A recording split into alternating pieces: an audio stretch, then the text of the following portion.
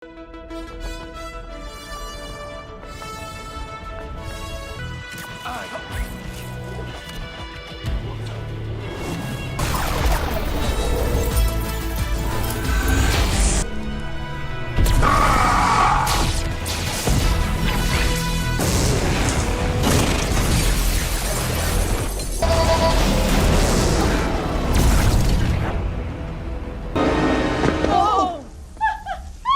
the hell are you? I'm Peter Parker. That's not possible. I am Spider-Man. Hello Brovers, beberapa hari yang lalu sebenarnya My Time to Shine Hello itu gue perhatiin dia tuh berusaha untuk ngasih ancang-ancang ke kita bakalan ada bocoran besar yang sangat besar banget terkait dengan Spider-Man. Entah itu Spider-Man 4 atau nasibnya Spider-Man, karakter Spider-Man gitu ya. Tiba-tiba baru banget sekitar beberapa jam yang lalu setelah gue upload video yang sebelumnya itu, dia posting bocoran yang berkaitan dengan nasibnya Andrew Garfield sebagai Spider-Man. Dan jelas ini jadi titik terang bagi kita semua yang ngefans banget sama Spider-Man Andrew Garfield yang dijuluki sebagai Spider-Man-nya Gen Z. Spider-Man Tobey itu kan masuknya Spider-Man milenial, sedangkan Spider-Man Tom itu masuknya ke Spider-Man Alpha. Nah, kita itu Gen Z, misalkan kalian semua nih yang Gen Z, pasti kalian ngefansnya sama Spider-Man Andrew Garfield. Dan sekarang di sini akan ada berita terbaru terkait dengan Spider-Man kita semua, yaitu Andrew Garfield. Higuzo, welcome back to Clip-on-X Breakdown.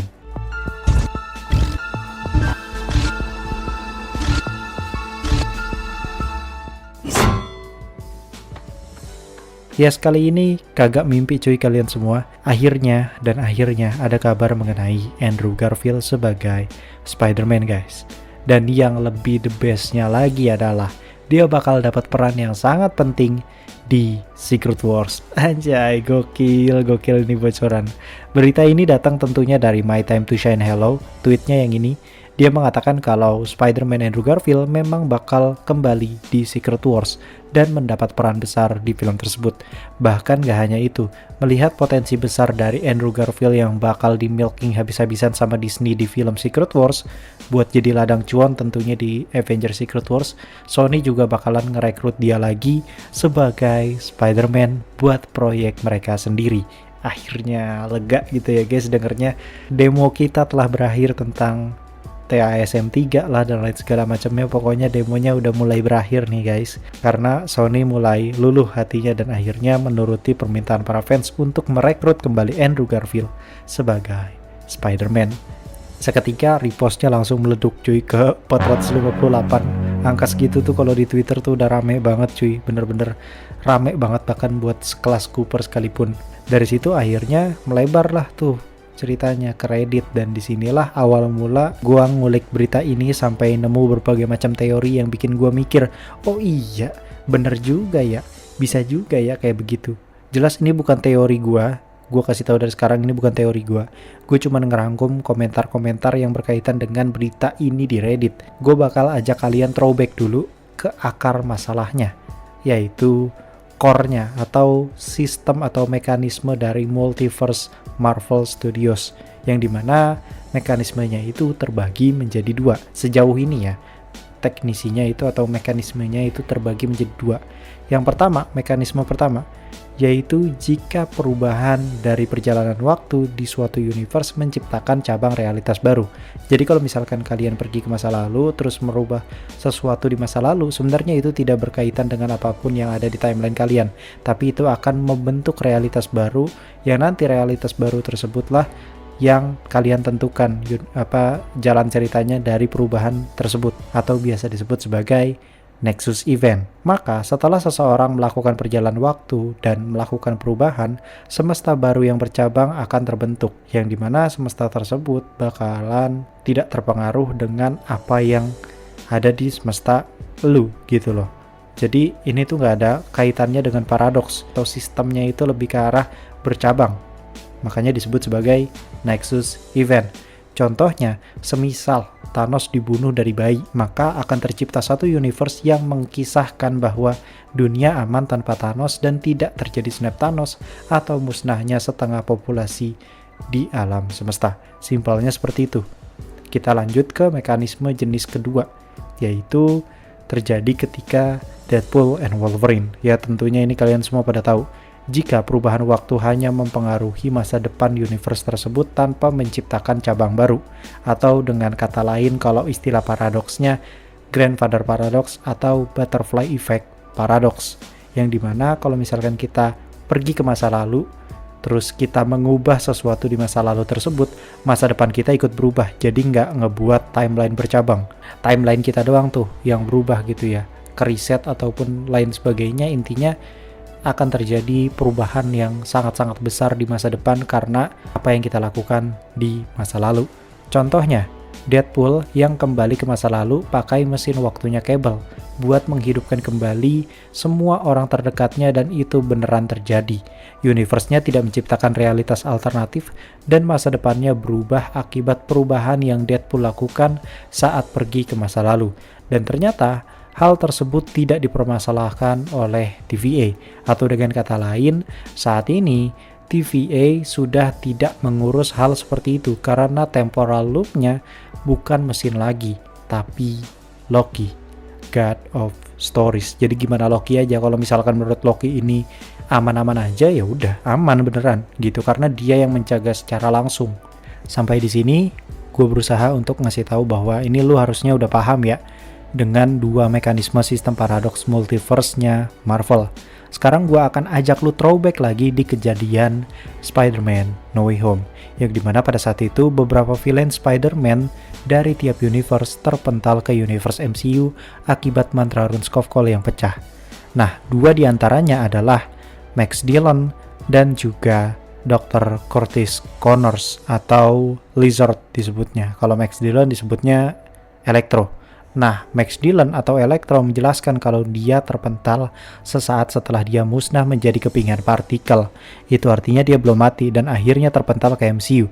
Kemudian ada Dr. Curtis Connors atau The Lizard yang terpental sebelum dia menjadi normal lagi atau sebelum kejadian di Oscorp Towers. Kita masih belum jelas tuh arahnya di mana dia kepentalnya, tapi intinya Curtis Connors masih dalam bentuk Lizard atau masih dalam bentuk kadal ketika dia terpental ke MCU.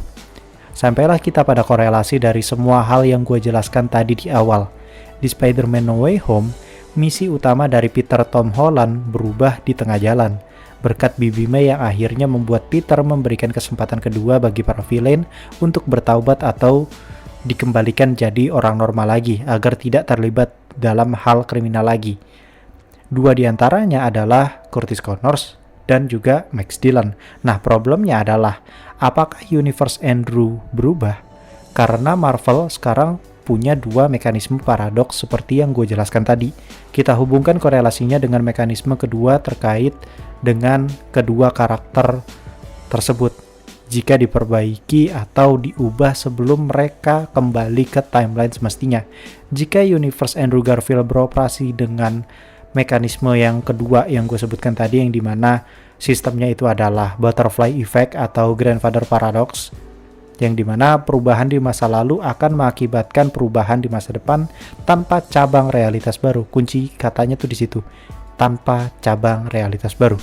Maka segala perubahan pada karakter tersebut akan langsung mempengaruhi alur cerita hidupnya Peter Parker di timeline utamanya. Tentunya ketika Andrew kembali ke timeline asalnya di tahun yang sama seperti Tom, dia mulai kebingungan karena terdapat banyak perubahan, dari mulai ayah Gwen yang tidak meninggal karena Lizardnya berhasil dicegah sebelum kejadian Oscorp, terus juga terkoneksilah dengan paradoks berikutnya jika Max Dillon berhasil kembali ke tempat semula di universe-nya dan tidak menjadi Electro lagi sesaat setelah ia kalah. Ada kemungkinan bahwa Gwen bisa saja diselamatkan karena Spidey Andrew mendapat bantuan tambahan dari Max Dillon untuk mengamankan Gwen dulu sebelum si Harry ini sebagai Goblin datang.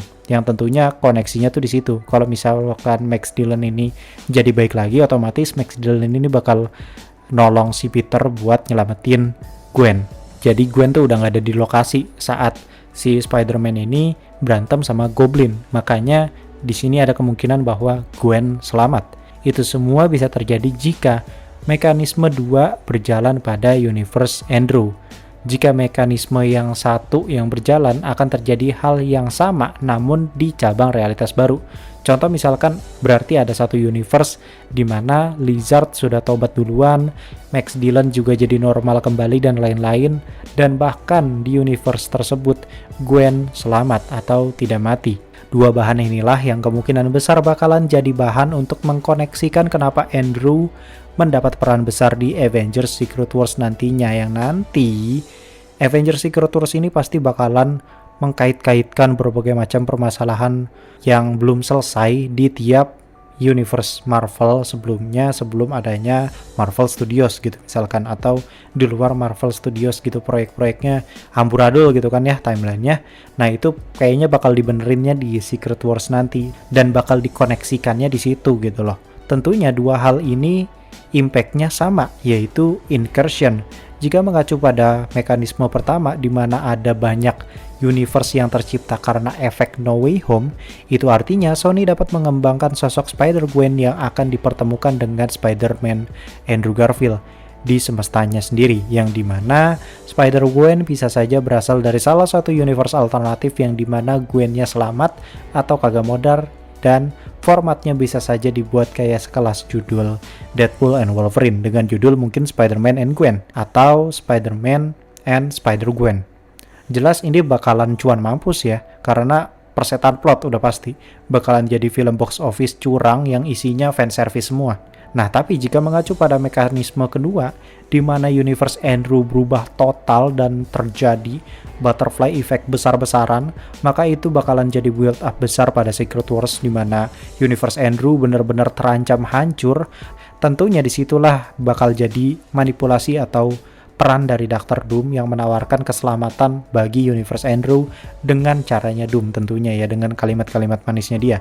Masuk tuh ceritanya cowok. Baru setelah Secret Wars, masuklah ke korelasi yang disampaikan oleh My Time to Shine Hello kalau setelah Secret Wars nantinya Spider-Man Andrew bakalan punya proyeknya sendiri yang tentunya kemungkinan besarnya kalau nggak The Amazing Spider-Man 3 atau nggak Spider-Man and Spider-Gwen. Intinya seperti itu. Kita kayaknya nggak butuh MJ versi universe dari Spider-Man Andrew jujur aja, karena semua orang pasti cinta Gwen dan suka sama Gwen karena impact-nya dan juga effortnya gede banget. Kalau si Gwen ini, kalau MJ kita tahu semua ya MJ gimana di setiap universe. Dari situlah menurut gua kayaknya bakal jadi build up yang bagus. Kalau misalkan Spider-Man Tom yang bakal ngelawan Sinister Six kayaknya kurang gitu ya nggak sih, karena jam terbangnya tuh kurang panjang gitu, sedangkan ini lawannya 6 orang bos gitu. Udah pasti harus lawan Spider-Man yang setara dengan mereka, yang tentunya satu-satunya Spider-Man yang masih prima dan juga masih setara bisa dibilang dengan lawan 6 orang sekaligus ya Andrew. Build up-nya udah bagus banget gitu ya, biar nggak cuma-cuma gitu lo udah bikin film solo tiap masing-masing villain dari Spider-Man tapi nggak dimanfaatkan gitu. Tentu saja pasti harus dimanfaatkan